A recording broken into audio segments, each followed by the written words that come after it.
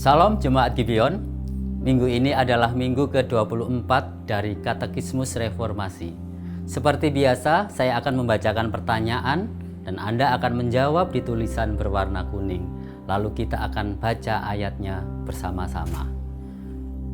Mengapa Kristus Sang Penebus harus mati? Saudara menjawab, karena kematian adalah hukuman dosa. Kristus rela mati ganti kita untuk melepaskan kita dari kuasa dan hukuman dosa dan membawa kita kembali kepada Allah. Dengan kematian penebusannya yang menggantikan kita, Dia menebus kita dari neraka dan mendapatkan bagi kita pengampunan dosa, kebenaran, dan hidup yang kekal. Kita bersama-sama membaca di Kolose 1 ayat 21 dan 22. Kamu yang dahulu hidup jauh dari Allah dan yang memusuhinya dalam hati dan pikiran seperti yang nyata dari perbuatanmu yang jahat, sekarang diperdamaikannya di dalam tubuh jasmani Kristus oleh kematiannya untuk menempatkan kamu kudus dan tak bercela dan tak bercacat di hadapannya. Saudara-saudara, mengapa Kristus harus mati sebagai penebus? Padahal Kristus menjalani kehidupan yang sempurna. Dia menjalani hidup yang penuh dengan kasih, melakukan berbagai pelayanan yang luar biasa. Dia juga hidup dalam ketaatan yang penuh pada kehendak Bapa.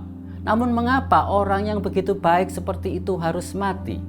Jawabannya adalah bahwa dia memang tidak mati untuk dirinya sendiri dan tidak ada kebutuhan untuk pergi ke salib. Namun kalau dia harus mati di salib itu karena dia menjadi penebus kita. Dan ketika dia menebus kita, itu adalah kehendaknya dan kehendak Bapa surgawi. Dia menyerahkan nyawanya, mengorbankan dirinya dengan mati di kayu salib agar dapat melepaskan kita dari hukuman yang seharusnya kita terima. Kita tahu bahwa Allah adalah Allah yang adil sehingga setiap dosa harus dihukum. Namun di pihak lain Allah juga kasih, sehingga karena kasihnya maka Dia mengirimkan anaknya yaitu Yesus Kristus datang ke dunia untuk menjadi penebus kita. Yesus menyerahkan dirinya sebagai korban pengganti, yaitu menggantikan tempat kita. Kitalah yang seharusnya menerima hukuman itu, tetapi Yesus mau menggantikannya untuk kita.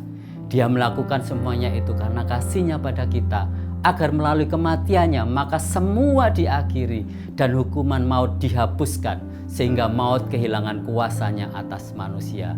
Dia melakukan ini agar dapat mengembalikan manusia yang rusak dan membuat mereka hidup dari kematian melalui penyerahan tubuhnya dan anugerah kebangkitannya.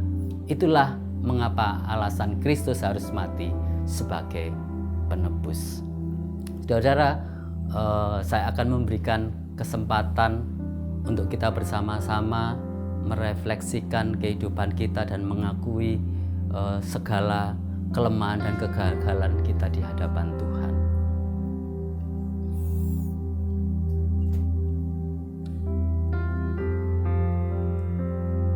Tuhan, kami mengaku di hadapan-Mu bahwa kami adalah manusia yang sudah jatuh di dalam dosa dan seharusnya layak menerima hukuman itu.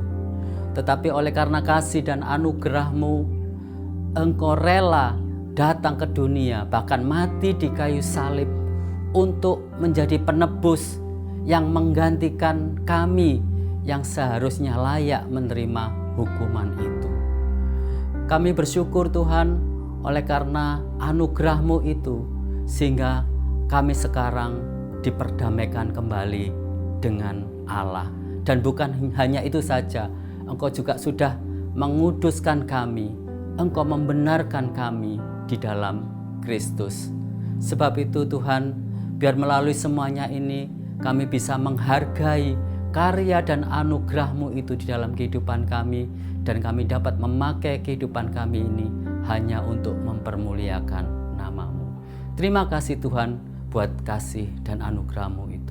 Hanya di dalam nama Bapa, Putra, dan Roh Kudus, dalam nama Tuhan Yesus Kristus, kami sudah berdoa. Amin.